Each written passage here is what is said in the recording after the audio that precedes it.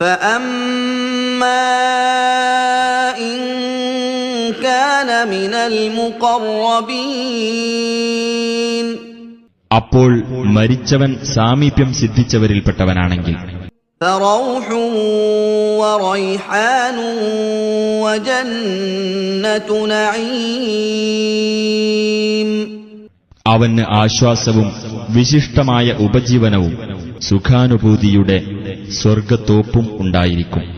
وأما إن كان من أصحاب اليمين എന്നാൽ അവൻ വലതുപക്ഷക്കാരിൽപ്പെട്ടവനാണെങ്കിലോ فسلام لك من أصحاب اليمين വലതുപക്ഷക്കാരിൽപ്പെട്ട നിനക്ക് സമാധാനം എന്നായിരിക്കും അവനു ലഭിക്കുന്ന അഭിവാദ്യം.